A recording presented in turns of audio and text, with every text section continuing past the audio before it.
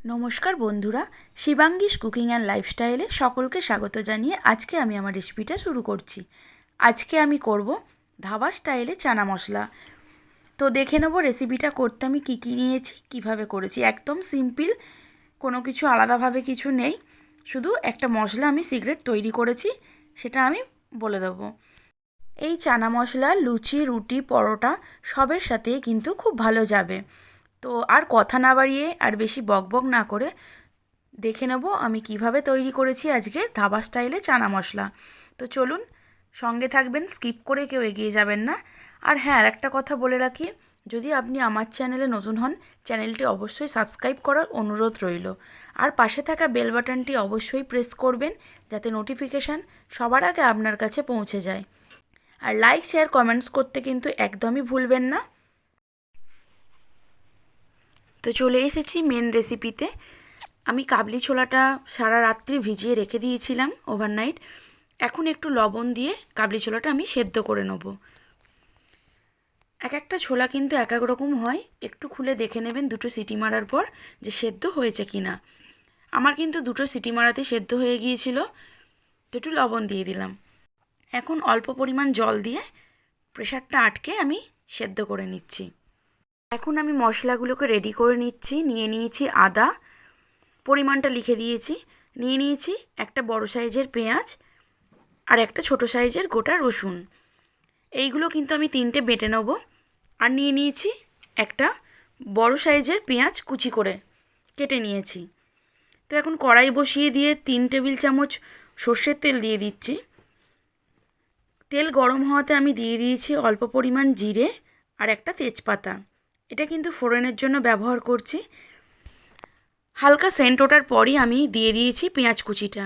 পেঁয়াজ কুচিটা দিয়ে আমাকে ভালো করে ভেজে নিতে হবে। হালকা লাল হওয়া পর্যন্ত আমি ভেজে নিচ্ছি পেঁয়াজ কুচিটা। হালকা লাল হয়ে গেছে, আমি এর মধ্যে দিয়ে দিলাম বাটা মশলাগুলো, যেটা আমি আদা, রসুন, পেঁয়াজ দিয়ে বেটে নিয়েছি। এখন এই পেঁয়াজ কুচিটার সাথে এই বাটা মশলাটা ভালো করে ভেজে নেব। আর নিয়ে নিয়েছি দুটো মিডিয়াম সাইজের টমেটো। টমেটোটা আমি পেস্ট করে নেব।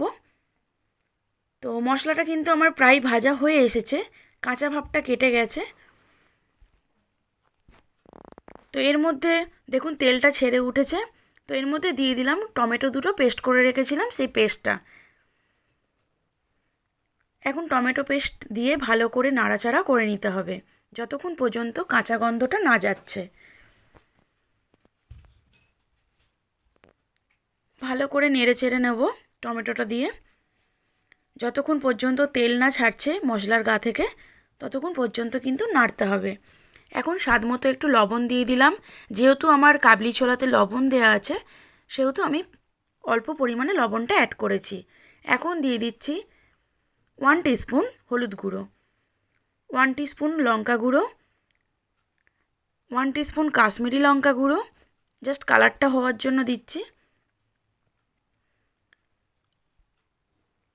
দিয়ে আমি একটু 2 টেবিল চামচ মতন জল অ্যাড করে নেব, কারণ মশলাটা যাতে পুড়ে না যায়। মশলাটা দিয়ে ভালো করে নেড়ে চেড়ে নিয়েছি। এর মধ্যে অ্যাড করছি বাড়িতে তৈরি করে রাখা সিক্রেট একটা মশলা। এই মশলাটা কিন্তু চানা মশলাতে বা অন্য কোনো যে কোনো তরকারিতে ব্যবহার করতে পারবেন। এখন অ্যাড করে দিলাম 1 টেবিল স্পুন চিনি। আমার রেসিপিটা হোমমেড যে চানা মশলাটা, সেটা আমার কিন্তু চ্যানেলে দেওয়া আছে, আপনারা প্লিজ একটু চেক আউট করে নেবেন। তো আমি একটু জল অ্যাড করেছিলাম মশলাটার মধ্যে, যেহেতু ড্রাই হয়ে গিয়েছিল তার জন্য আমি জলটা অ্যাড করেছি। এখন ভালো করে কষিয়ে নিয়েছি। কষানোর পর দেখুন তেলটা ছেড়ে উঠবে মশলার ওপর, তখন আমি অ্যাড করব সেদ্ধ করে রাখা চানাটা। তো এইভাবে কষিয়ে নেবেন। এখন কিন্তু যে কাবলি ছোলার যে জলটা আমি সেদ্ধ করেছি, সেই জলটা কিন্তু আমি ফেলে দিইনি, সেই জলটাই আমি একটু একটু করে অ্যাড করছি। সেই জলটা দিয়ে কিন্তু মশলাটা আমি কষিয়ে নিয়েছি। তো মশলা আমার কষানো হয়ে গেছে। এবার আমি কাবলি ছোলাটা দিয়ে দিয়েছি। কাবলি ছোলাটা যেহেতু সেদ্ধ করা আছে, সেহেতু বেশিক্ষণ কষাতে লাগবে না। তো আমি কষায়ও নি, এর মধ্যে একটু নাড়াচাড়া করেই আমি চাপা দিয়ে হতে দিয়েছিলাম। জলটা আপনাদের পরিমাণ অনুযায়ী আপনারা অ্যাড করবেন, কতটা গ্রেভি রাখবেন সেই অনুযায়ী। আমি আর একটু জল অ্যাড করলাম, কারণ আমি একটু গ্রেভিটা রাখবো। আমি এবার ঢাকা দিয়ে 20 মিনিট হতে দেবো। 20 মিনিট পর ফিরে এসেছি। দেখুন গ্রেভিটা কিন্তু অনেক টেনে নিয়েছে, আমার কিন্তু তৈরি হয়ে গেছে, প্রায় তৈরি হয়ে এসেছে। আমি কিছু অ্যাড করব, যেমন অ্যাড করছি এখন ধনেপাতা কুচি। ধনেপাতা কুচিটা দিয়ে কিছুক্ষণ নেড়ে চেড়ে নেব।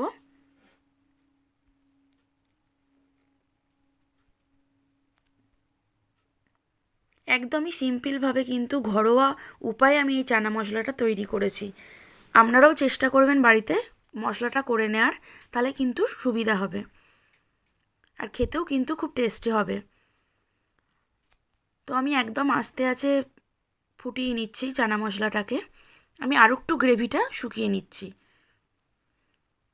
তো আমার একদম সার্ভ করার জন্য রেডি হোমমেড চানা মশলা। তো দেখুন কত সুন্দর কালারটা হয়েছে, আর খেতেও কিন্তু দারুণ সুন্দর হয়েছিল। তো আপনারা প্লিজ এইভাবে বাড়িতে একবার ট্রাই করে নেবেন ধাবা স্টাইলে চানা মশলা।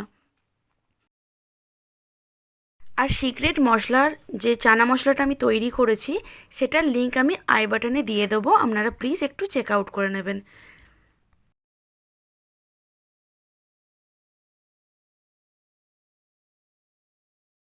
তো গার্নিশিংয়ের জন্য আমি একটু ধনেপাতা দিয়ে দিচ্ছি ওপরে।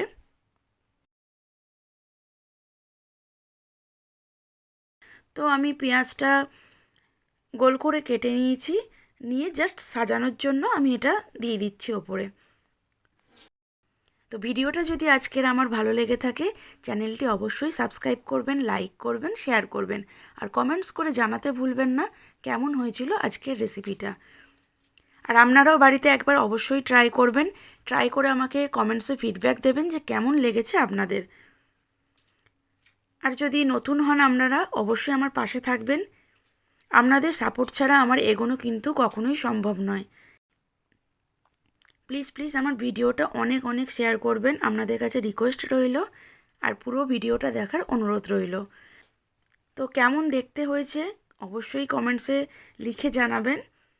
না খেলে তো আপনারা বুঝবেন না যে কেমন হয়েছিল, তার জন্য আপনাদের বাড়িতে অবশ্যই ট্রাই করতে হবে।